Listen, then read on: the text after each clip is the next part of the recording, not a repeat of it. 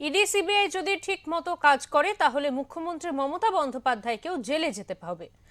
বুধবার দুর্গাপুর থেকে এমনই বিস্ফোরক মন্তব্য করলেন বিজেপি নেতা দিলীপ ঘোষ। তার মন্তব্য ঘিরে চাঞ্চল্য ছড়িয়েছে রাজনৈতিক মহলে। মুখ্যমন্ত্রীকেও জেলে যেতে হবে। মকর সংক্রান্তি উপলক্ষে দুর্গাপুরের মুচিপাড়ায় চায় পে চর্চা কর্মসূচিতে যোগ দিয়ে এমনটাই বিস্ফোরক মন্তব্য করলেন দিলীপ ঘোষ। বুধবার সকালে দুর্গাপুরে বিজেপি কর্মী ও সমর্থকদের সঙ্গে চায় পে চর্চায় যোগ দেন দিলীপ ঘোষ। সেখানে উঠে আসে রাজ্য এবং দেশের রাজনৈতিক প্রসঙ্গ।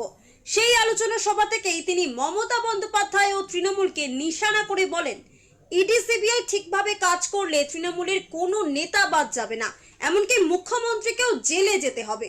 যদি সত্যি সত্যি কাজ করে, অপরাধীদের ধরার চেষ্টা করে, টিএমসির কোনো নেতা বাইরে থাকবে না, ভেতরে চলে যাবে। আর মুখ্যমন্ত্রীকেও যেতে হবে। উনি তো ফাইল চুরি করলেন, সবাই দেখেছে।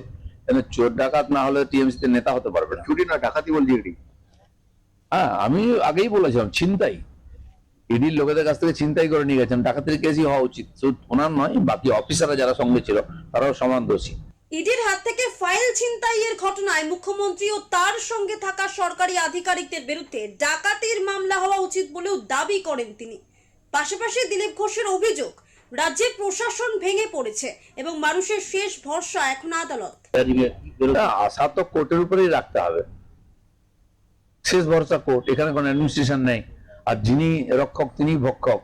তো কোর্টের কাছে গেছে, আমরা আশা করবো কোর্ট একটা ঠিকঠাক রায় দেবে, যাতে বাংলার মানুষের মনের মধ্যে একটু উৎসাহ আসে, মানুষের ভরসাটা থাকে। নাহলে কোর্ট থেকেও ভরসা চলে যাবে। শুভেন্দু অধিকারীর গাড়িতে হামলার প্রসঙ্গ টেনে তিনি বলেন, রাজ্যে বিজেপি কর্মীদের ওপর একের পর এক হামলা হলেও দোষীরা শাস্তি পাচ্ছে না। এখানে তো আমাদের হাজার হাজার কর্মীর উপরে হামলা হয়, 250 কর্মীকে হত্যা করা হয়েছে, কিন্তু কজন দোষী সাজা পেয়েছে? আর সেখানে সরকার কিছু করবে না। আমাদের বারে বারে কোর্টে যেতে হয়, সভা করার জন্য কোর্টে যেতে হয়, সবাই গন্ডগোল তার জন্য কোর্টে যেতে হয়। এই সরকার যতদিন থাকবে কেউ জাস্টিস পাবে না এখানে। এদিন দিলীপ ঘোষকে ঘিরে বিজেপি সমর্থকদের উৎসাহ ছিল চোখে পড়ার মতো। দুর্গাপুর থেকে সন্তোষ মণ্ডলের রিপোর্ট, ওঙ্কার বাংলা।